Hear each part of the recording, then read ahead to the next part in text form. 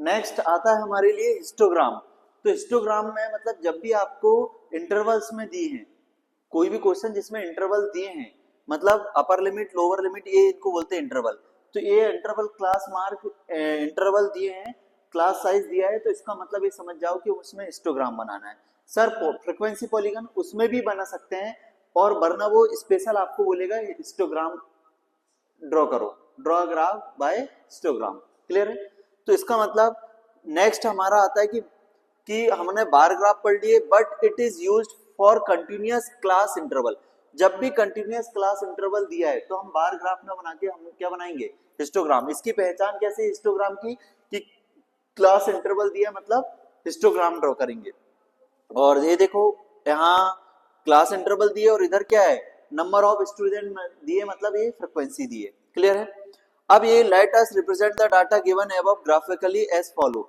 अब इसको डाटा को कैसे हम रिप्रेजेंट करते हैं, तो पहली बात तो we represent the weight on the horizontal axis. जो भी वेट है, जो इंटरवल है, उनको हॉरिजॉन्टल में रखते हैं और नंबर्स को हमेशा किस में रखते हैं, वर्टिकल एक्सिस में। तो ये ध्यान रखना चाहिए। फिर हम यहाँ पर जो 1 सेंटीमीटर को 5 केजी ले रहे हैं। 1 सेंटीमीटर, आप विड्थ लेना है ना हमको, ग्राफ बनाने के लिए विड्थ सेम होना चाहिए, तो विड्थ को 1 centimetre equal to 5 KG. First class interval is starting from 13.5 and not 0। क्यों? स्टार्टिंग ही 30.5 से हुई है, तो हम 0 से तो स्टार्ट नहीं कर सकते हैं। अब जब भी 0 से स्टार्ट नहीं करोगे तो किंक बनाना पड़ता है। किंक मतलब कुछ नहीं, ब्रेकर। तो यहाँ पर इसलिए लिखा है बी, अगर 0 से स्टार्ट नहीं कर रहे तो we show it on the graph by making a kink और a break on the axis. तो इसका मतलब एक्स एक्सिस में अगर 0 से स्टार्ट नहीं हुए इंटरवल, तो इसका मतलब आपको किंक या ब्रेक बनाना पड़ेगा। जैसे ये देखो यहाँ पर बना है, ये डायग्राम में ये किंक बना है, क्योंकि ये 30.5 से स्टार्ट हो रहा है हमारा ग्राफ। 0 से अगर बनता है ग्राफ तो वहां पर किंक की रिक्वायरमेंट नहीं होती है। क्लियर है? नेक्स्ट और क्या है स्टेप भाई, अब अपने को हाईएस्ट फ्रीक्वेंसी देख लेना है। अब यहाँ पर हाईएस्ट, क्योंकि ये एक्स एक्सिस वाले तो काम हो गया, हॉरिजॉन्टल वाला अब बाय एक्सिस में, तो हाईएस्ट फ्रीक्वेंसी 15 है। 15 है तो ये 1 का आ सकता है, अपने को इजीली रिप्रेजेंट कर सकते हैं। अगर मान लो इजीली रिप्रेजेंट नहीं हो रहा है तो फिर आप लाइट कर सकते हो कि we need choose the scale of accommodate this maximum frequency. Maximum frequency अगर मान लो 30-40 है, तो हम ऐसे तो हम अपने उसमें रिप्रेजेंट नहीं कर सकते पेपर में, तो फिर 1 सेंटीमीटर इज इक्वल टू 5 ले सकते हैं आप, तो 5-10 ऐसा रख सकते हैं। क्लियर है? तो नेक्स्ट हमारा ये क्या है, ये इस तरीके से हम, ये देखो इसने 5 ना लेके 15 के लिए भी क्या 1 2 3 ना लेके 2 ले लिया, मतलब 1 सेंटीमीटर को 2 एज्यूम कर लिया। 1 centimetre is equal to 2 unit. Clear है? तो ऐसा आपको पहले लिखना पड़ेगा कि हम यहाँ पर क्या ले रहे हैं। क्लियर है? इस बात को यहाँ पर रिप्रेजेंट करना पड़ेगा। ठीक है? अब देखो हमने ड्रॉ करने के लिए इंटरवल हमेशा कहां पर लेंगे, हॉरिजॉन्टल में। नंबर्स कहां पर लेंगे, वर्टिकल में या बाय एक्सिस में। अब देखो इस 0 से स्टार्ट नहीं हुआ तो हमने किंक बना दिए। फिर हमारा इंटरवल कहां से स्टार्ट हुआ, 30.5 से 35.5। अब ये ध्यान रखना है, अगर इंटरवल सेम है, इंटरवल सेम है, जैसे इनके बीच में गैप सेम है, क्लास साइज इसके बीच में गैप 5 है, इसमें भी 5 है, इसमें भी 5 है, इसमें भी 5, इसमें भी 5, इसमें 5। सर कैसे निकाले 5, तो अपर लिमिट माइनस लोअर, ये इसको लोअर लिमिट बोलते हैं, इसको अपर लिमिट। तो अपर लिमिट में से लोअर 35 में से 35.5 में से 30.5 माइनस करोगे तो 5 बचेगा। 40.5 में से 35.5 माइनस करोगे तो 5 बचेगा। और ये कंटिन्यूअस है, ये देखो जो यहाँ पर हाईएस्ट है वो यहाँ पर लोएस्ट है, फिर ये हाईएस्ट लोएस्ट, तो कंटिन्यूअस। और सब में गैप कितने कितने का है, डिफरेंस कितने का है, 5 का। इसका मतलब ये कंटिन्यूअस इंटरवल है हमारा। ये क्या है, हमारा कंटिन्यूअस इंटरवल है। तो कंटिन्यूअस इंटरवल है तो उसमें कोई चेंजेस नहीं करने पड़ेगा, सिंपल हम ड्रॉ कर सकते हैं। तो यहाँ पर किंक बनाए 30.5, 35.5, 40.5, सब में 5 का गैप है। अब 30.5 में 30.5 से 35.5 कितनी हाइट दी है भाई, कितना नंबर दिया है, 9।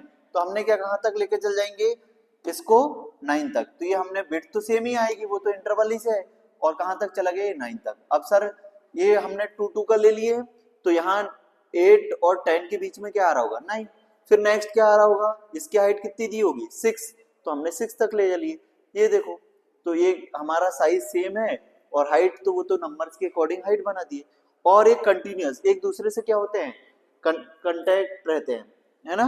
तो एक कॉन्जिक्यूटिव रेक्टेंगल्स होते हैं, हिस्टोग्राम कैसे होते हैं, कॉन्जिक्यूटिव रेक्टेंगल, मतलब एक दूसरे से कनेक्ट, जबकि इस बार ग्राफ में बीच में गैप आता है।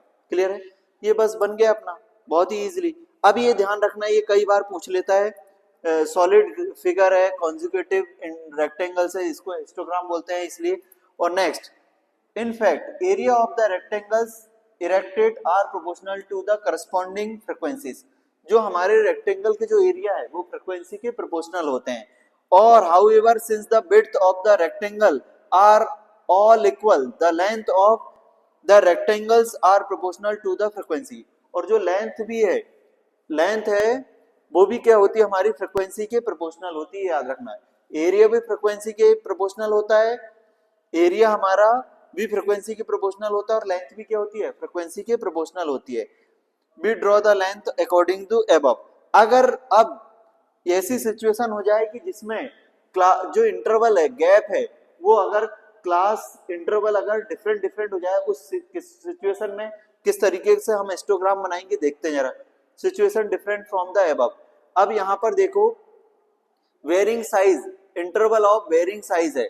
अब यहाँ पर ये क्या है, इंटरवल हमको डिफरेंट डिफरेंट दे दिया। जैसे 0 और 20 के बीच में गैप कितना है, 20 का। 20 और 30 के बीच में गैप कितने हैं, 10 है। मतलब पहले 20 गैप, अब 10 है, जबकि इसके पहले वाले क्वेश्चन में गैप सेम सेम था 5 पर इसमें गैप क्या हो गया, डिफरेंट डिफरेंट। जब भी ग्राफ गैप डिफरेंट डिफरेंट हुआ तो हम डायरेक्टली उसको सॉल्व नहीं कर सकते हैं, पहले उसको गैप को मेंटेन, मतलब आपको फ्रीक्वेंसी चेंज होगी, विड्थ चेंज हो जाएगा आपका। तो यहाँ पर 20 का गैप, इसमें 10, इसमें 10, इसमें 10, इसमें 10, इसमें 10, बट इसमें 70 से 100 तक, मतलब 30 का गैप। अगर आपका हिस्टोग्राम ऑफ दिस रिप्रेजेंट, अगर आपने ऐसा कर दिए तो ये क्या हमारा रॉन्ग होगा।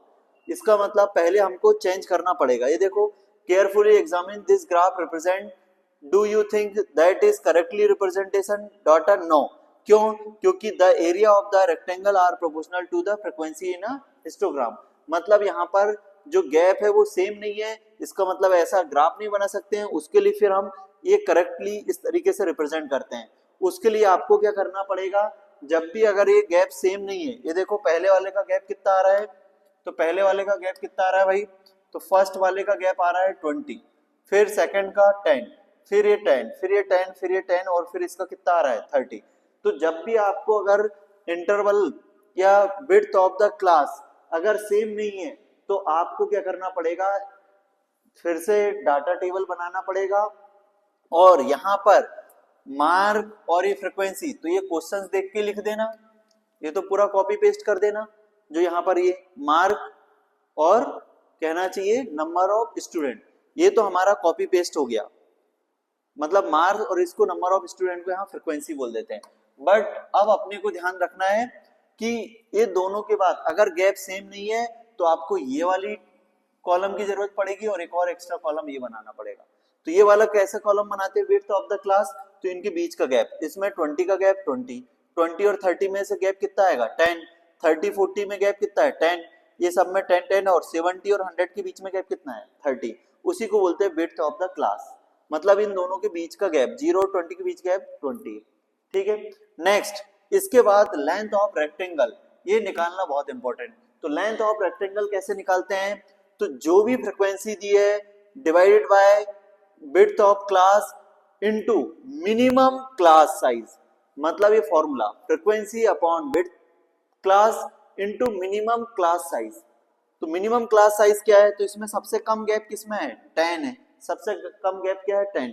तो सभी में जितने भी यहाँ पर दिए सब में मैंने क्या करूँ, जब फ्रीक्वेंसी को चेंज हो जाएगी, क्योंकि क्लास इंटरवल कंटिन्यूअस नहीं है, गैप डिफरेंट डिफरेंट है, तो यहाँ पर लेंथ ऑफ रेक्टेंगल चेंज होगी। और लेंथ ऑफ रेक्टेंगल कैसे निकालते हैं, तो frequency upon width class into minimum class size. तो आप कुछ मत करो, ये बनाओ ये बनाओ, ये तो क्वेश्चन से मिल जाएगा। नेक्स्ट विड्थ ऑफ क्लास मतलब गैप निकाल लो, और उसके बाद लेंथ ऑफ रेक्टेंगल निकालने के लिए कुछ नहीं है, जो फ्रीक्वेंसी दी है उसके डिवाइड में क्या करो 20, जो भी विड्थ ऑफ क्लास है, इनटू मल्टीप्लाई करो जो मिनिमम क्लास है। तो इसमें मिनिमम क्लास विड्थ क्लास कौन सा आया, तो हमारा 10 आया। तो सब में यही करना है, तो 7 upon 20 into 10, 10 upon 10 into 10, 10/10 into 10, यहाँ 20 है तो ये frequency divided by width of class, तो 20 इंटू 10।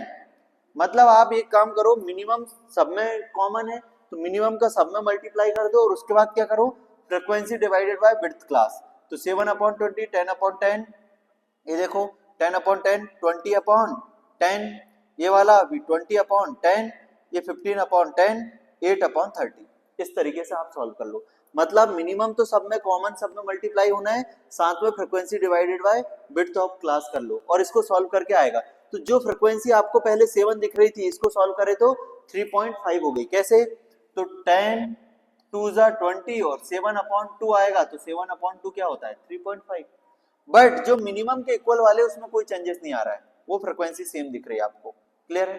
तो इस तरीके से आप टेबल बना लेंगे और जब ये टेबल बन गई है तो अब तो इसको रिप्रेजेंट करना है। अब फ्रीक्वेंसी इसको नहीं देखोगे, ये लेंथ ऑफ रेक्टेंगल इसको देखोगे आप। तो इसका मतलब ये समझ में आया कि ये देखो, पहले आप 0 से 20 कितनी फ्रीक्वेंसी मिली थी आपको 7 न करके आप क्या करोगे, आप 3.5 में रिप्रेजेंट करोगे। तो यहाँ पर ये देखो 0 से 20 में आप 7 रिप्रेजेंट नहीं कर रहे हो, क्या कर रहे हो 3.5 ये। तो 0 से 20 क्लास इंटरवल के लिए कितना है 3.5। फिर 20 से 30 वो 10 था, 10 ही आएगा क्योंकि उसमें चेंजेस नहीं हुआ। और 7 से 100, 70 से 100 पहले फ्रीक्वेंसी कितनी थी 8, अब ये सॉल्व करके कितनी आई 2.67। तो आपको 2.67 वाली लेना है, तो यहाँ पर 2.67 वाली हमने लिए। तो ये लेंथ ऑफ रेक्टेंगल निकालना जरूरी है। कब जरूरी है, जब आपका क्लास इंटरवल का गैप सेम नहीं है, तब आपको ये 2 कॉलम और बनाना पड़ेगा और पहले डाटा टेबल बनाना पड़ेगा, डाटा टेबल में चेंज करना पड़ेगा ये दोनों बना के, और फिर वो डाटा टेबल के अकॉर्डिंग ही अपने को रिप्रेजेंट करना है। क्लियर है? तो इस तरीके से हमारा हिस्टोग्राम कंप्लीट होता है।